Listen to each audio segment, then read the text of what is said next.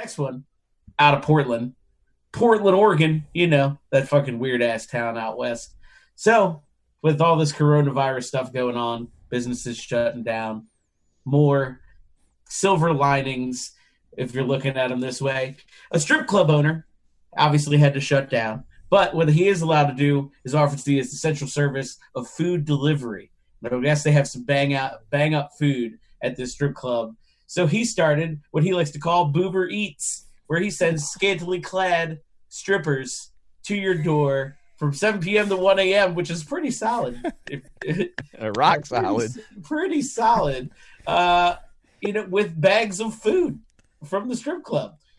Gang, would you spend roughly $30? Looks like $30 minimum to get some food from some scantily clad ladies in the virus pandemic?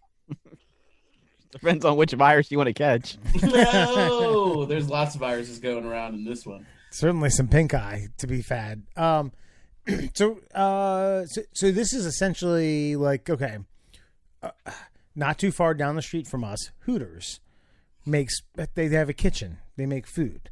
Yep. That would be the same as like us getting Uber Eats from any of the neighboring restaurants here. We could do it through there. That's what this business owner is doing, right? Correct. But these ladies are delivering it. Yep, these ladies are delivering it. That is correct. Now, I do have a question. Now, is he an eatery or is he a strip club who is now designating himself as an eatery? So he is a strip club that did offer a full menu already. So a full spread, huh? Yeah. So it's think of your higher end places, really, or your pseudo higher end places, your Scores. Yeah.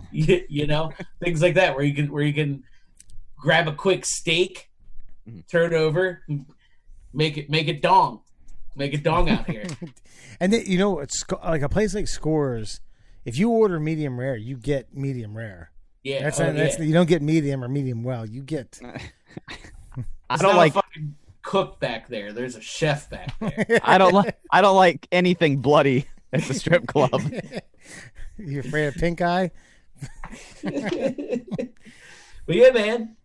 Boober Eats, the Lucky Devil Lounge out of Portland. Serving them up. $30 minimum. $30 minimum. They does come with a security guard. Okay. So obviously, you will still get thrown out of somewhere.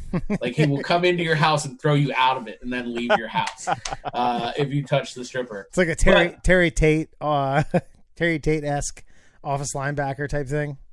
Yeah. But it says that, they've been doing pretty good. People have been tipping them well, trying to take care of the strippers. I think that's kind of a sentiment that's been going around most everywhere. I know we've ordered out a couple times. I don't know about you guys. So, yeah. I think pretty cool story. Like if you're not, if this thing does anything for anybody, you save money. You're not going out. You're not going to restaurants. You're not going to bars, which is there's a majority of my spending. Now that I'm not doing it, no, I'm not going to write a letter to a local strip club and say, "Hey, I think you ought to send some of your broads out this way." But that being said, the city of Portland, hey man, tough times calls for tough measures. Desperate times calls for desperate measures. And if it's profitable to them and the city of Portland is embracing it, hey, hats off to them. Yeah, That's man. Beautiful. He's I think they're doing it right. Portland's weird, so this fits the bill. They have masks, disposable gloves, sanitizing agents, wipes. That should be to go, bro. That should be standard practice in the actual club itself. In all seriousness, like everybody's worried about how they're going to keep their employees a steady stream of income through this whole thing, and strippers, no offense to them, they obviously didn't get their doctoral degree, probably a few credits shy of their masters, if you will. So this is a great way to keep this. I'm not trying to be disparaging of them. It's a good way to keep the strippers working. As well as I do that old tugboat who's coming out with the stripper is probably going to go, sit in your living room and watch ESPN The Ocho while you get whatever, extras come with the tips, maybe a few extra condiments on the side, if you will. And $30 minimum if you're just some sort of like idiot creep who wants to spend $30 for a bag of chicken fingers. I mean, good on you, whatever.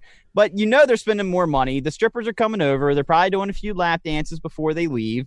So the business continues. The girls get paid. The strip club gets to keep its lights on for a little while longer.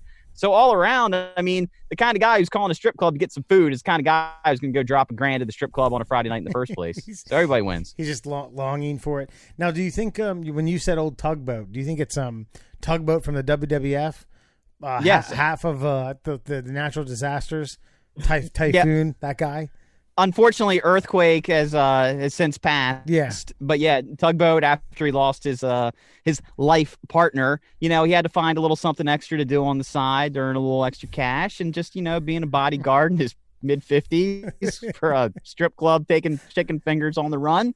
That just seemed like a good gig for him, I'm proud of him for not hanging the boots completely up and just saying my life is over, and he's found his second wind. And I think that's the kind of thing you gotta be proud of a man like that. When you're a tugboat or a typhoon, a second wind could go a long way. Now he was the Shockmaster in WCW. I don't know, one of the greatest wrestling bumbles of all time. I'm not sure if you guys are familiar with that. Oh, I feel like I can see it, but you could give me. He's got the stormtrooper mask on that's spray painted and sparkles, and he's introduced as the Shockmaster. Someone who has like electromagnetic capabilities, and then falls over because they put a footer on this thing he was supposed to break through, and he didn't see it because of the mask, and the mask is falling off. Yeah, I can envision the tumble. I just couldn't remember the details. You guys have never seen this. We're going to watch it. Solid boys. All right, guys. Hats off to the city of Portland and the entertainment biz. The Lucky Devil Lounge. Right. And I agree with Murray what he said. The gentlemen who are spending the money on $30 for what? Chicken wings, breadsticks, and jalapeno poppers. Obviously the value chicken is fingers, steak bites. Right. They have some mini corn dogs. Do you have the menu in front of you? Yeah, good stuff. What's that? You have the menu in front of you? No, these are in the item, but I can find that menu. He's got the menu memorized. Yep, Lucky Devil Lounge. Let's find it up. Hey, well, what are steak bites though? Like that's just like this mystery meat from Tuesday. I think what they do is they take a steak and then they cut it up into bites and serve it to you. What kind of clientele do you? What kind of clientele do you have that you have to serve them pre-cut steak? Look, Lucky Devil Eats. Order now. Oh, woo! Bro. So much good stuff. Maybe they could take Vietnamese Air over here. And there's donations for the dancers. There's pizzas. There's fucking, chicken wings. There's hummus for the healthy folk. Yeah, no, I'm thinking hummus from a strip club, not hummus from a strip club. You can get a BLT, grilled chicken sando, and there's your steaks. There are steak bites. Those are $11. Or a blue cheese New York steak for $14. Blue cheese New York. I think they just crumble some blue cheese on top of a steak. On a strip. Yep. Yeah. Yep. That's about it. Get some pasta. Whatever you need. And some titties. Maybe a couple lactating nipples. Where they get the blue cheese from? Couple of nips. Oh, gross. That's the blue cheese. And on that note, gentlemen, we move on. No! Blue cheese nipple steaks.